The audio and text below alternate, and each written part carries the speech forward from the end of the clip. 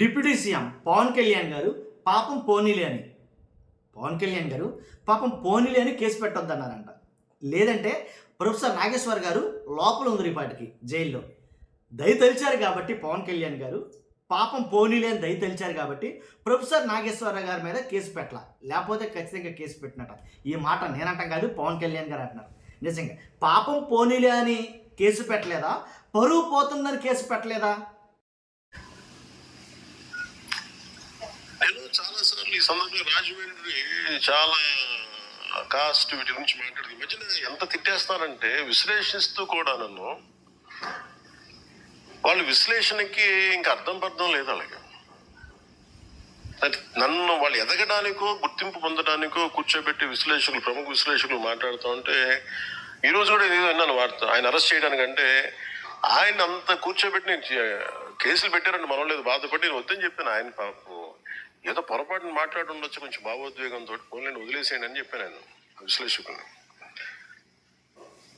మేము వాళ్ళు ఏమన్నాడు సరే అని చెప్పాను. ఆయన్ని మటుకు అసలు ఇబ్బంది పెట్టద్దు, ఏదో ఆయన పొరపాటు జరిగి ఉండొచ్చు లేదంటే ఉండొచ్చు అని చెప్పి అసలు ఆయన ఏం చేయగలండి. నాకు ఎందుకంటే ఆయన మీరు చూడండి. డిప్యూటీ సీఎం పవన్ కళ్యాణ్ గారు పాపం పోనీలే అని పవన్ కళ్యాణ్ గారు పాపం పోనీలే అని కేసు పెట్టొద్దన్నారంట. లేదంటే ప్రొఫెసర్ నాగేశ్వర్ గారు లోపల ఉంది రేపాటికి జైల్లో. దయ తలిచారు కాబట్టి పవన్ కళ్యాణ్ గారు పాపం పోనీలే అని దయ తలిచారు కాబట్టి ప్రొఫెసర్ నాగేశ్వరరావు గారి మీద కేసు పెట్టాల, లేకపోతే ఖచ్చితంగా కేసు పెట్టినట. ఈ మాట నేనంటాం కాదు, పవన్ కళ్యాణ్ గారు అంటున్నారు. నిజంగా పాపం పోనీలే అని కేసు పెట్టలేదా? పరువు పోతుందని కేసు పెట్టలేదా? పాపం పోనీలే అని కేసు పెట్టలేదా? ఉన్న పరువు కాస్త పోతుంది మంది. నాగేశ్వరరావు గారిని జైల్లో పెట్టిస్తే నానా నలుగురు కూడా నానా రకాలుగా మాట్లాడతారు అని పెట్టలేదా? పాపం పోనీలే అని పెట్టలేదా? ఒక్కసారి ఖచ్చితంగా పవన్ కళ్యాణ్ గారు ఏమన్నారో మీరు విందురు కానీ, విన్న తర్వాత మీ అభిప్రాయం తెలియజేద్దరు కానీ రాష్ట్రం మొత్తం వాస్తవాలు ఏంటో తెలియాలి కాబట్టి మీ బాధ్యతగా మీరు లైక్ చేయండి. మీరు లైక్ చేస్తే ఎక్కువ మందికి ఇన్ఫర్మేషన్ చేయబోతుంది. కొత్తగా మన ఛానల్ చూస్తే పక్కాగా సబ్స్క్రైబ్ చేయండి. మీ అమూల్యమైన అభిప్రాయాన్ని ఈ వీడియో ఎండ వరకు చూసి ఎండలో పవన్ కళ్యాణ్ గారు మాట్లాడింది పెడతాను, అది కూడా చూసిన తర్వాత కామెంట్ రూపంలో తెలియజేయండి. నేను చాలా సార్లు ఈ సందర్భంగా రాజమండ్రి చాలా కాస్ట్ వీటి గురించి మాట్లాడుతూ మధ్యన ఎంత తిట్టేస్తారంటే విశ్లేషిస్తూ కూడా నన్ను వాళ్ళ విశ్లేషణకి ఇంకా అర్థం పర్థం లేదు. అలాగే నన్ను వాళ్ళు ఎదగడానికో గుర్తింపు పొందడానికో కూర్చోబెట్టి విశ్లేషకులు ప్రముఖ విశ్లేషకులు మాట్లాడుతూ ఉంటే ఈరోజు కూడా ఏదో విన్నాను వార్త, ఆయన అరెస్ట్ చేయడానికంటే ఆయన అంత కూర్చోబెట్టి కేసులు పెట్టారని మనం లేదు బాధపడి నేను వద్దని చెప్పాను. ఆయన పాపం ఏదో పొరపాటున మాట్లాడి ఉండొచ్చు కొంచెం భావోద్వేగంతో, ఫోన్లను వదిలేసేయండి అని చెప్పాను ఆయన విశ్లేషకులు.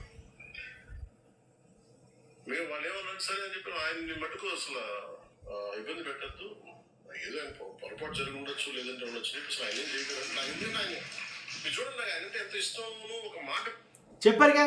పాపం పోనీలేండి, ఎందుకు ఆయన మీద కేసులు పెట్టడం, వద్దు కేసులు పెట్టొద్దు అని నేను చెప్పాను.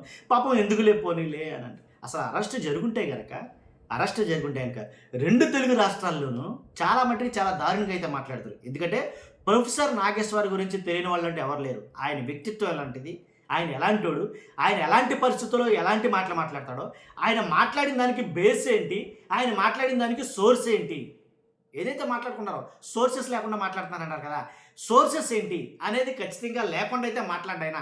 ఏదో ఆకతాయితనంగా వచ్చి మాట్లాడే మాటలు కదా ఇవి. 30-40 సంవత్సరాల ఇంటి జర్నలిజంలో సీనియారిటీ ఉన్న వ్యక్తి ఒక మాట మాట్లాడేటంటే ఆచితూచి మాట్లాడతాడో, పెద్దవాళ్ళ గురించి మాట్లాడుతున్నప్పుడు ఇంకా జాగ్రత్త పడి మాట్లాడతాడు.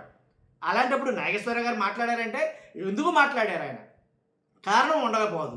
ఇప్పుడు వాస్తవంగా ఆయన మాట్లాడింది తప్పు అన్న తర్వాత నాగేశ్వరరావు గారు బయటకు వచ్చి ఒక వీడియో క్లిప్పింగ్లు అయితే వదిలేడు. ఆయన బయటికి నాగేశ్వరరావు గారు ఒక వీడియో క్లిప్పింగ్లు వదిలిపెట్టారు. ఏంటది? పవన్ కళ్యాణ్ గారు చేతులు చాపుతూ ఆయన మాట్లాడిన మాటలు ఏంటంటే, మేము అధికారంలోకి వస్తే గనక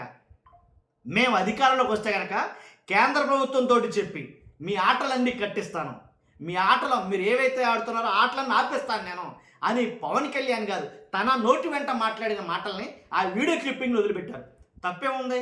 ఆయన ఆ రోజు అలా మాట్లాడాడు, ఈరోజు అధికారంలోకి వచ్చారు, చేయించొచ్చేమో, ఆటలు కట్టించొచ్చేమో, సో అందు గురించే చెప్పండొచ్చేమో. మీ పార్టీలో ఉన్న వాళ్ళు చెప్పకూడదు అన్నదా?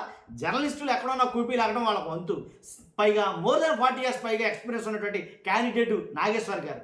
ఆయన చెప్పాడంటే ఆశ్చర్యపోవడం అవసరం లేదు కదా. కాబట్టి ఆయన అరెస్ట్ చేయిస్తాను అంటే మన వాళ్ళకి ఎవరికో బాధ కలిగిందంట. పవన్ కళ్యాణ్ గారు చెప్తున్న మాట, మన వాళ్ళకి ఎవరికో బాధ కలిగిందంట, బాధ కలిగి కేసులు పెట్టారంట.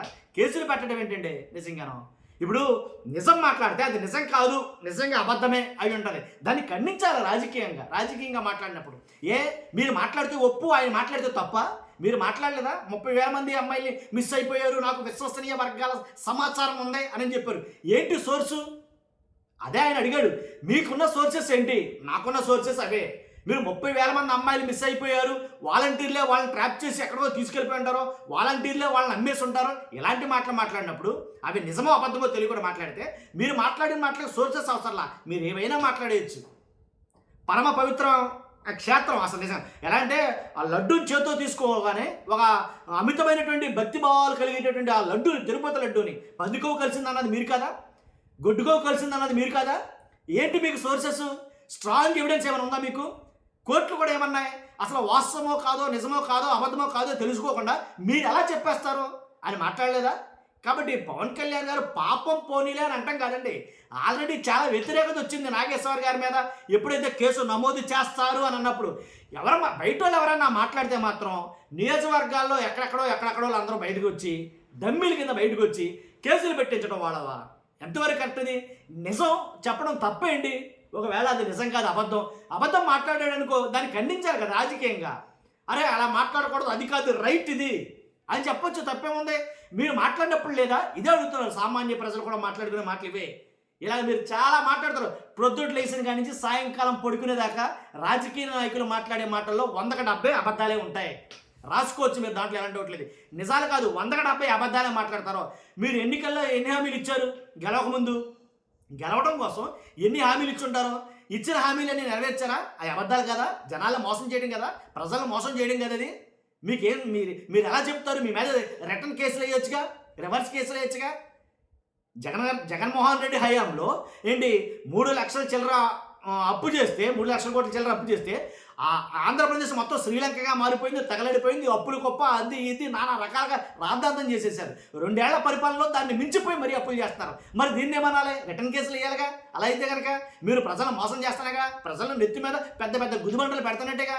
ఇంకా పైపొచ్చు ఏంటి తీసుకొస్తున్న అప్పులు పక్క నుంచి ఉంటే కనుక జరుగుతున్న అభివృద్ధితే కనుక ఏది సంక్షేమ పథకాలు అన్నీ అమలు అవుతున్నాయా? లేదుగా. కాబట్టి ఖచ్చితంగా పాపం పోనీలే అని అనుకోవడం పొరపాటండి. ఎందుకంటే ఒక విజ్ఞత కలిగినటువంటి, ఒక దార్శనికత కలిగినటువంటి ఒక ప్రొఫెసర్ని అరెస్ట్ చేస్తే ఏం జరుగుతుందో తెలుసు, మీకు ఒక ఐడియా ఉంటుంది. కాబట్టి అందుకు అరెస్ట్ చేయలేదని చెప్పాలి. ఎందుకని అరెస్ట్ చేస్తే మనకే వ్యతిరేకత పెరుగుతుంది. ఆల్రెడీ చాలామంది సమాజంలో సోషల్ యాక్టివిస్ట్ చాలామంది మాట్లాడుతూ మొదలెట్టారు ప్రొఫెసర్ నాగేశ్వర్ మీద. ఏంటి ఏదైతే ఈ దాడి ఏదైతే ఉందో, అరెస్టులు చేయడమే ఉందండి. అరెస్ట్ చేస్తే ఆయన ఒక మాట మాట్లాడాడు చాలా చక్కగా. ప్రొఫెసర్ నాగేశ్వర్ గారు మాట్లాడిన మాట నాకు చాలా బాగా నచ్చింది. ఏం మాట చెప్పంటారా? అరెస్ట్ చేస్తే చెయ్యండి, నేను అరెస్ట్ అయ్యి జైలుకి వెళ్ళి జైలు గోడల్ని ముద్దాడతాను అని ఒక మాట మాట్లాడాడు. నిజంగా ప్రొఫెసర్ అనిపించుకున్నాడు ఆ మాటతోటి. జైలు గోడల్ని ముద్దాడతాను కాబట్టి తప్పే లేదు. ఎలాగా అరెస్ట్ అంటే జరిగితే కానీ ఇదే జరుగుతుంది, చేయనివ్వండి, కనీసం నేను యాంటీ సెప్టర్ బెయిల్ కూడా అప్లై చేయను అని మాట్లాడాడు ఆయన. కాబట్టి ఎందుకు అరెస్ట్ చేస్తారో, ఏముందని అరెస్ట్ చేస్తారు అసలు ఆ కేసు అది. కాబట్టి కేసులు పెట్టారండి. ఎందుకు పెడతారు కేసులు? అలాగైతే ఎంతమంది తిరిగి రివర్స్లో కొన్ని కోట్ల మంది కేసులు పెట్టాలా? ఇచ్చిన మాటలు కాదన్నారని మీరు అనలేదా? వాలంటీర్లకి మళ్ళీ ఉద్యోగాలు ఇస్తామని చెప్పేసి చంద్రబాబు నాయుడు గారు అన్నారు, పవన్ కళ్యాణ్ గారు అన్నారు, అనలేదా? మరి ఇచ్చారా ఉద్యోగాలు? లేదుగా, అబద్ధమేగా. అంటే వాళ్ళు మోసం చేసినట్టుగా 2 లక్షల మంది పైన ఉన్నటువంటి ఎవరైతే వాలంటీర్లు ఉన్నారో ఆ 2 లక్షల మంది కేసులు పెట్టాలిగా. కేసులు పెట్టారుగా, ఆల్రెడీ కొన్ని కేసులు పెడితే దాన్ని ఏదో పెట్టి చేంజ్ చేశారు అయ్యే. కాబట్టి ఖచ్చితంగా పాపం పోనీలే అని అంటే కరెక్ట్ కాదు, కానీ కరెక్ట్ అయిన విధానం కాదు అది. చాలా మనమే మాట్లాడతాం కొన్ని మాటలు, మనం మాట్లాడే దాంట్లోనే వాస్తవాలు లేవు. పిలిస్తే మీరు తిట్టే వ్యక్తికి మిమ్మల్ని విమర్శించే వ్యక్తి పెళ్లికి మీరు వెళ్తారా? వెళ్ళలేదు, నేను వెళ్తాను. మరి రాజకీయ నాయకులు వెళ్తారా? ఇప్పుడు ఉదాహరణకి వైసీపీలో ఉన్న వెంకటరామ గారి ఇంట్లో పెళ్లికి నేను వెళ్ళాను. వాళ్ళ అమ్మాయి పెళ్లికి ఎప్పుడు వెళ్ళాను గుంటూరు. అలాగే అంటే నాకేముంటుందంటే, మనం